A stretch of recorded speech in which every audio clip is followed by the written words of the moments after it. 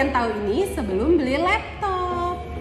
Oke, yang pertama itu ada dari prosesornya. Nah, prosesor itu apa sih? Prosesor itu adalah struktur inti dari komputer itu sendiri atau yang biasa kita sebut sebagai otak.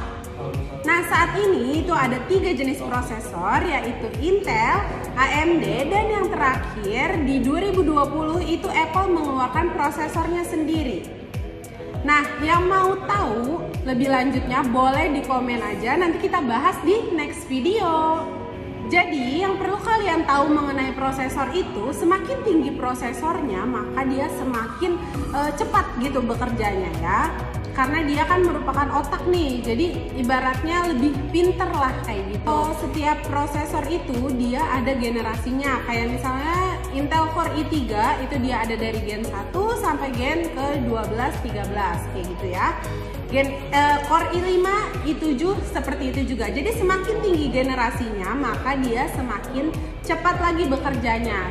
Kalau kalian pakai hanya untuk kerja seperti Microsoft, ngetik-ngetik aja, itu cukup di Intel Celeron, Core i3 itu sudah cukup. Tapi kalau kalian mau untuk gaming, untuk desain, atau untuk edit-edit, itu kalian bisa pakainya dari Core i5 sampai i7, i9.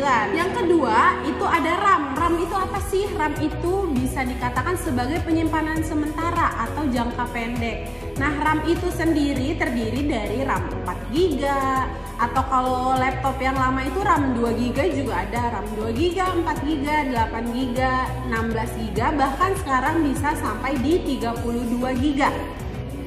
Sama seperti prosesor, RAM juga ada klasifikasinya. Kalau kalian cuman butuh buat ngetik-ngetik doang, RAM 2 atau RAM 4GB sudah cukup. Tapi kalau kalian butuh untuk gaming dan juga untuk edit-edit, itu kalian bisa pakai start dari RAM 8GB, 16GB atau bahkan 32GB. Karena RAM juga menentukan seberapa cepat laptop kita berjalan. Oke, yang ketiga itu ada SSD atau HDD-nya. Perbedaannya apa sih? Kalau yang SSD itu dia lebih cepat dibanding HDD.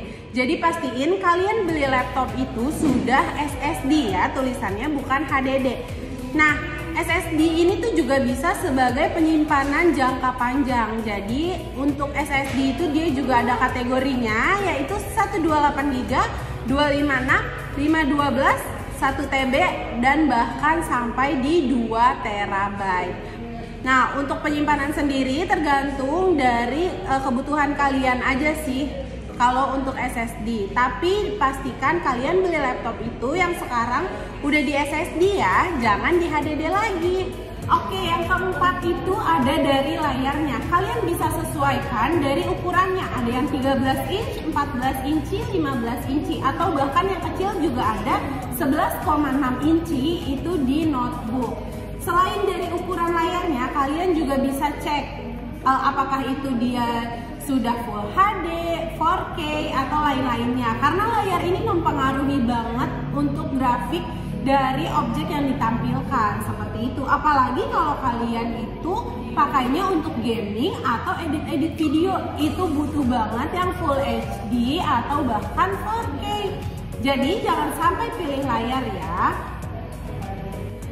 Nah, itu dia tadi yang perlu kalian perhatikan sebelum membeli laptop. Apalagi untuk kalian yang pemula nih, kalian harus tahu untuk prosesornya, RAM-nya, SSD, dan juga untuk displaynya. Untuk penjelasan lebih lanjutnya satu-satu nanti akan kita bahas di next video. Komen kalian mau bahas yang mana duluan ya, dari nomor 1 sampai nomor 4 itu. Oke, sampai bertemu di video selanjutnya. Bye-bye.